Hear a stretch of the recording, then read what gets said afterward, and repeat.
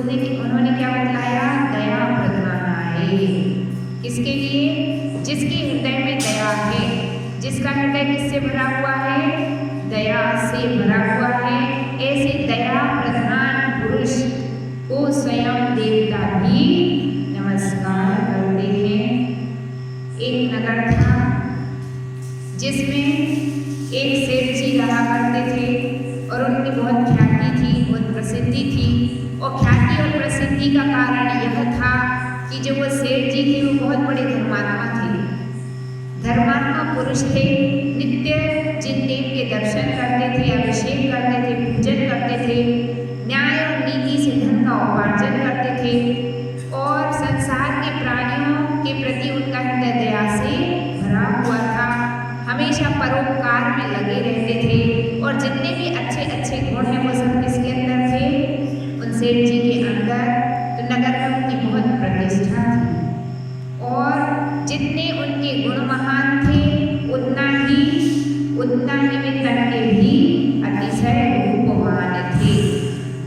तो तन से भी रूपवान थे, मन से भी रूपवान थे और गुणों में भी रूपवान थे। ऐसे वे सेठ जी थे। उनकी सेठानी जी भी बहुत धर्मात्मा प्रकृति की थी और समय यूं ही निकलता जा रहा था, लेकिन देव को क्या मंजूर है यह किसी को भी मालूम नहीं होता है।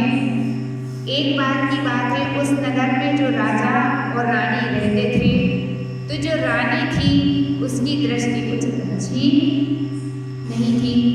एक बार उसकी दृष्टि किस पर पड़ गई? सेठ जी पर पड़ गई और सेठ जी पर उसकी दृष्टि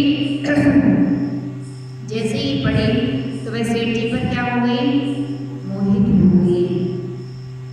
और अब रानी तो रानी है, रानी के पास भी राजा की तरह बहुत सारी शक्ति पाई जाती है। तो रानी ने क्या किया कि अनेक प्रकार से सेठ जी को रिझाने का प्रयत्न किया, परंतु सेठ जी जो थे वे बहुत धर्मनिष्ठ थे, न्याय प्रिय थे और सदा संतोष व्रत के धारी थे। इसका मतलब क्या है कि अपनी पत्नी को छोड़कर अन्य किसी के ऊपर दृष्टि ही नहीं ले जाते थे।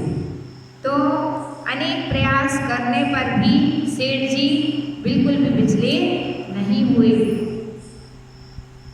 अब रानी ने अनेक प्रयास कर लिए और प्रयास करने के बाद अब रानी के बस में कुछ भी नहीं रहा, तो उसने क्या किया? अपनी कुछ दासियों को सेठ जी के पास भेजा, अनेक प्रस्ताव उनके सामने रखे, धन का भी प्रलोभन दिया, लेकिन सेठ जी तो अपनी चर्या में मजबूत थे। और सेठ जी का एक नियम यह भी था कि अष्टमी और चतुर्दशी के दिन वे निर्वस्त्र होकर के आत्मा का ध्यान करते थे, सामायिक करते थे, किसी वृक्ष के नीचे आत्मा का ध्यान लगाया करते थे। अब यह बात भी पूरे नगर में प्रसिद्ध ही थी। तो रानी ने उस अवसर का लाभ उठाया और अपनी दासियों को भेज करके उसने क्या किया? सेठ जी का अपहरण कर लिया, है ना? स्त्रियों का अपहरण तो सुना होगा लेकिन यहाँ तो किसका अपहरण हो गया? सेठ जी का ही अपहरण हो गया और अपहरण करके रानी के कक्ष में पहुंचा दिया गया।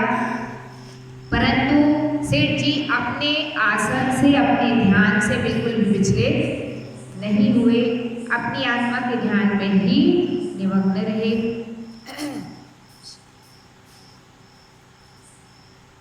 है ना? तो अपनी आत्मा के ध्यान में निमग्न रहे। उसका परिणाम क्या निकला? उसका परिणाम यह निकला, रानी ने अनेक प्रकार से प्रचेष्टाएं की और जब वह किसी भी प्रकार से सफल नहीं हो सकी तो उसने क्या किया कि अब मैं इस सेठ से क्या लूँगी? बदला लूँगी। और उसने क्या किया? अपने शरीर को नोच लिया, वस्त्र फाड़ लिए और सब दूर यह ढिढोरा पीट दिया कि इस सेठ ने मेरे साथ क्या किया है? अन्यथा प्रवृत्ति की है। और यह घटना किसके कानों तक पहुंची? राजा के कानों तक पहुंची। अब सेठ जी का तो क्या था? मौन भी था, ध्यान में भी थे, तो सत्यवाद बतलाएगा कौन? और राजा को जब ये घटना पता हुई तो राजा ने क्या सोचा कि मैं तो इनको बहुत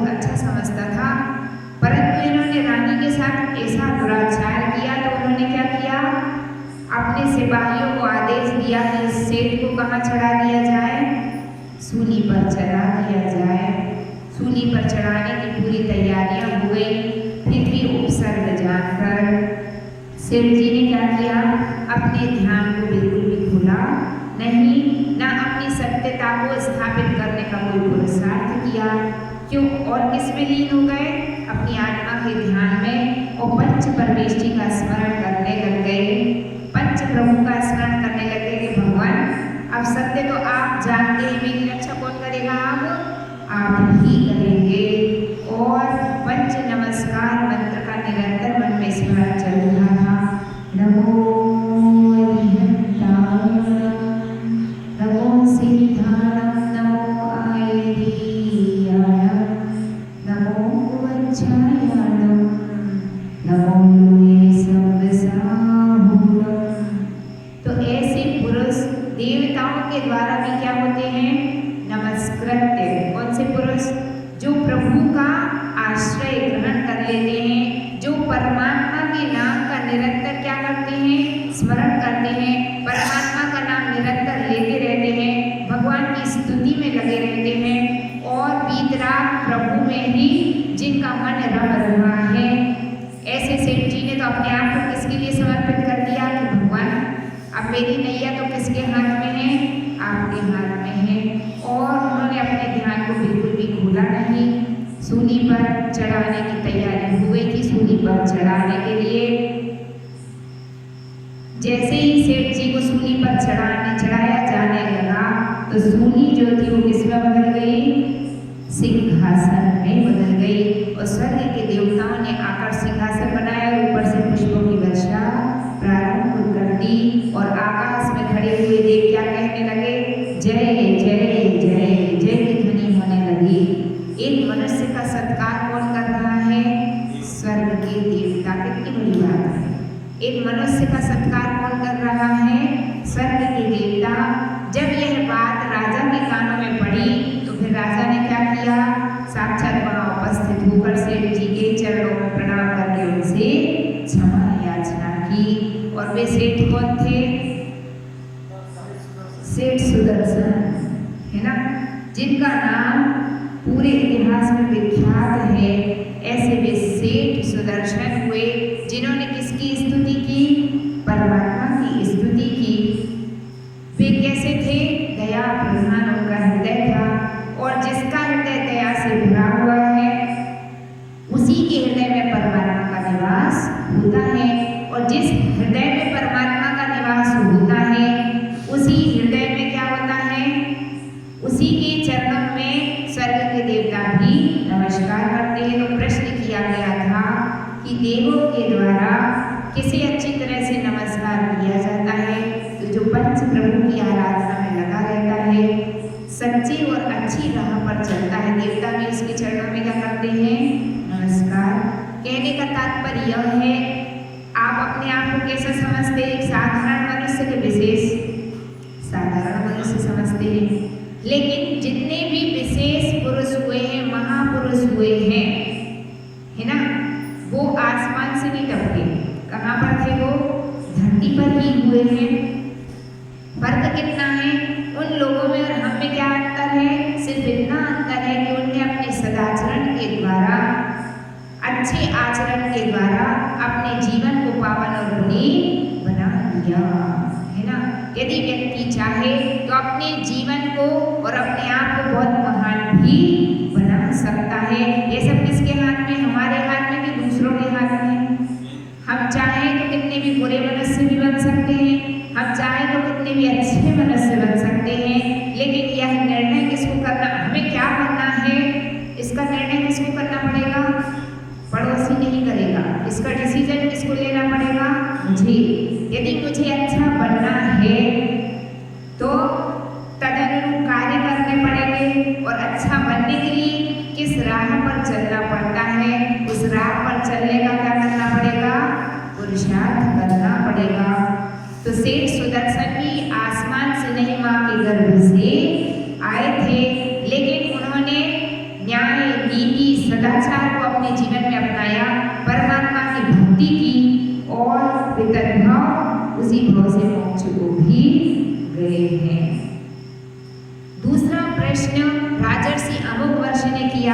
सुधिया बुद्धिमान को किससे डर होना चाहिए? जो बुद्धिमान पुरुष होते हैं उनको किस बात से डर होना चाहिए? तो जो बुद्धिमान होते हैं वो ना तो शेर से डरते हैं, जो बुद्धिमान होते हैं वो सांप से भी नहीं डरते, जो बुद्धिमान होते हैं वो भूत से भी नहीं डरते। वो दुनिया किससे डरती है? भूत से। अब शेर आ जाए तो, शेर से सांप आ जाए तो पूरे सभा के लोग बेदर हो जाएंगे। तो बुद्धिमान पुरुष भी डरता है ना? डरता तो है, लेकिन किससे डरता है? तो बहुत ही सुंदर बात कही गई है, संसारण्यतः। किससे डरता है? जो बुद्धिमान होता है, मतिमान होता है, परमात्मा का भक्त होता है, वह भवभीरु होता है, संसार से डरता है। किससे डरता है? संसार की किसी भी वस्तु से नहीं डरता। मैं ऐसा कोई कार्य नहीं करूंगा जिससे मेरा संसार क्या हो जाए? वृद्धि को प्राप्त हो जाए, है ना? तो संसार वृद्धि को प्राप्त होगा किससे? पाप कार्यों से। किससे होगा? इसलिए वह सदा काल पाप से भीति रखता है ना? किससे भीति रखता है? मुझसे कोई पाप कार्य ना हो जाए। और यदि हो जाए तो अपने से कोई गलती हो जाए तो सज्जन पुरुष की पहचान क्या है? वह क्या बोलेगा? तस्मिच्छामि दुक्कडम्। क्या बोलेगा? हे परमात्मा, हे भगवान, मेरे अपराध क्या हो? मिथ्या हो गए। ऐसा कौन बोलेगा? जो भवभीरु होता है, संसार से घबराता है, वह क्या करता है? आप एक बात सदा काल ध्यान रखना, गलती तो संसार में बहुत लोग करते हैं, है ना? लगभग ऐसा कोई मनुष्य ही नहीं है जिससे कोई गलती न होती हो, है ना? लेकिन अच्छा सच्चा व्यक्ति कौन होता है? जो सबसे पहले तो उस अपराध को स्वीकार कर लेता है परमात्मा के चरणों में जाकर के कि भगवान मैंने गलती की है। अपनी गलती को स्वीकारना भी महानता का प्रतीक है। अन्यथा जो व्यक्ति सज्जन नहीं होते वो तो अपनी गलती कभी स्वीकारते भी नहीं। 1000 गलती भी कर ले तो क्या कहेंगे? तुम्हारी सारी गलती, मेरी तो कुछ भी गलती नहीं, है ना? किसकी गलती है? सारी गलती तुम्हारी, मेरी नहीं, है ना? लेकिन जो सज्जन पुरुष होते हैं वो क्या कहते हैं? नहीं, ये गलती किससे हो गई है? मुझसे हो गई है। तो सबसे पहला पॉइंट तो क्या है? स्वीकृति, है ना? आप स्वीकार नहीं करेंगे तो कभी आप एक अच्छे इंसान बन सकते नहीं हैं। इसलिए सबसे पहला पॉइंट क्या है? अगर गलती हो जाए तो भगवान से जाकर के कह दो कि भगवान पापिष्ठी दुरात्मना चढ़ दिया माया बिना लोभिना। हे भगवान, मैं पापी हूँ, मैं दुरात्मा हूँ और मैंने आज ये अपराध किए हैं। भगवान आप मुझे क्षमा कर दीजिए। तस्मिच्छामि दुक्कडम्। और भगवान के सामने जाएगा और कोई ऐसा और अपराध हो गया तो किसके पास जाएगा? हे माँ जिनवाणी, आप मुझे क्या करिए? क्षमा प्रदान कीजिए। और अब उसको और आत्मज्ञानी हो रही तो क्या करेगा? गुरु के चरणों में जाएगा कि भगवान आप मुझे प्रायश्चित दे करके क्या करिए? शुद्ध कर दीजिए। और यदि अपराध किसी व्यक्ति के प्रति हुआ है तो उस व्यक्ति से जाकर के क्या करेगा? तस्मिच्छामि दुक्कडम्। भैया हमने आपका आज दिल दुखा दिया, अथवा हमने आपसे अपशब्द बोल दिए, अथवा आपके प्रति भाव खराब रख लिए, है ना? अथवा गाली गलौज कर दिया। जो कोई भी अपने से अपराध हुआ अपन ने उससे जाकर के बोल दिया कि भैया मुझसे ये गलती हो गई, मुझे आप क्षमा कर दीजिए। तो उससे अधिक निर्मल मन किसी और का हो सकता नहीं है। और ऐसा व्यक्ति संसार को नष्ट करके शीघ्र ही क्या प्राप्त करते हैं? ऐसे व्यक्ति निर्वाण को प्राप्त करते हैं। सज्जन पुरुषों की पहचान है कि मुझसे अपराध हुआ है ना? तो संसार रूपी जंगल से क्या होते हैं? भयभीत होते हैं। कौन से पुरुष? बुद्धिमान। और मूर्ख की पहचान क्या है? मूर्ख व्यक्ति की सबसे बड़ी पहचान है कि गलती पे गलती करता ही जाएगा और कभी ये तो कहेगा नहीं कि मुझसे कुछ गलती हो गई। और कोई दूसरा बताए क्यों भैया तुमने ऐसी गलती करी? हमने तो कुछ नहीं किया, तुमने किया होगा, तुम तो ऐसा करते ऐसा करते ऐसा करते। मतलब व्यक्ति यदि अपनी गलती स्वीकार करना ही नहीं चाहता तो उसका अंतर्मन निर्मल नहीं है, क्योंकि जिस मन में प्रायश्चित के परिणाम नहीं है, जिस मन में आत्मग्लानि नहीं है, खेद खिन्नता नहीं है अपने दोषों के प्रति, तो वह मन निर्मल नहीं है। वह मन तो कैसा है? कषायासक्त है। किससे आसक्त है? कषायों से आसक्त है। इसलिए स्वीकृति नहीं है इस बात की कि मैंने कोई गलती की है, और स्वीकृति ही नहीं है तो क्षमा का कोई सवाल ही पैदा होता नहीं है। तो ऐसे व्यक्ति अपने आप को भले से कितना भी बुद्धिमान समझे, लेकिन जो कोई भी ऐसी गलती करे वो व्यक्ति क्या है? मूर्ख है। क्यों? क्योंकि वह अपने संसार को घटा रहा है कि बढ़ा रहा है? बढ़ा रहा है ना। प्रतिपल अपने संसार को कसाय करके प्रतिपल मैंने हे भगवान अपने संसार को क्या किया है? बढ़ाया है। ऐसी पूजा की लाइनों में आता है ना। प्रतिपल संसार बढ़ाया है क्या करके? कषाय कर करके। तो कषाय करेंगे तो क्या होगा? संसार बढ़ता जाएगा। तो इसलिए कवि ने बहुत सुंदर बात की है कि जो बुद्धिमान पुरुष हैं, जो मतिमान हैं, वे क्या करते हैं? वे कषायों को मंद कर देते हैं, है ना। विनयवान बन जाते हैं और परमात्मा के चरणों में झुक जाते हैं। और परमात्मा के चरणों में झुकने से क्या होगा? परमात्मा के चरणों में झुक जाएंगे, अपने अपराधों की स्वीकृति कर लेंगे, क्षमा याचना करेंगे, तो संसार क्या हो जाएगा? चुलकप प्रमाण। कितना शेष रह जाएगा? अर्थ अथवा उपार्थ बुद्धगत परिवर्तन प्रमाण शेष रहता है, और उनके हृदय में क्या प्रकट हो जाता? सम्यक दर्शन की प्राप्ति हो जाती है। और ऐसा सम्यक दृष्टि जीव क्या करता है? परमात्मा के चरणों में जाता है और उनके गुणों का गुणानुवाद करता है। नमस्ते नंत वीर्याय, नमो नंत सुखात्मने, नमस्ते नंत लोकाय, लोकालोकावलोकिने। हे जिनेंद्र देव, आप कैसे हैं? अनंत वीर्याय। आप क्या हैं? अनंत शक्ति के धारक हैं। क्या है? तीन लोक के नाम अनंत शक्ति। यदि व्यक्ति के पास थोड़ा बहुत बल हो, है ना, और आपके पास कम शक्ति है, तो जो ज्यादा बलवान है वह क्या समझता है? मैं एक मुक्का मारूंगा और सब आड़े बड़े नजर आएंगे। तो जिसके पास शक्ति ज्यादा होती है वो खुश होता कि नहीं होता? होता कि नहीं होता? खुश होता है। और जिसके पास अनंत शक्ति है उसके पास कितना आनंद होगा, आप इसकी कल्पना कर सकते नहीं है। तो जो तीर्थंकर जब जन्म लेते हैं तो जन्म से ही का एक अतिशय है, क्या है? अतुल्य बल के धारी। तीर्थंकर क्या होते हैं? और अतुल्य बल किसे कहते हैं? उनमें तीनों लोगों को पलटने की क्या होती है? शक्ति पाई जाती। पलटते नहीं है ना, नहीं तो पलटते तो बहुत गड़बड़ हो जाएगी, सब स्वाहा। पलटते नहीं है, लेकिन शक्ति कितनी है? तीनों लोगों को पलटते। आपने एक घटना सुनी होगी नेमिनाथ भगवान के जीवन की, कि जब श्री कृष्ण और नेमिनाथ भगवान के बीच में क्या हुआ? कुछ संवाद।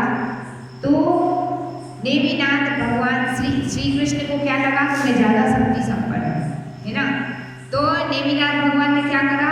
अपनी ये छोटी कनिष्का है ना, इसको रख दिया और क्या कहा श्री कृष्ण से कि तुम मेरी इस छोटी अंगुली को हिला करके बता दो।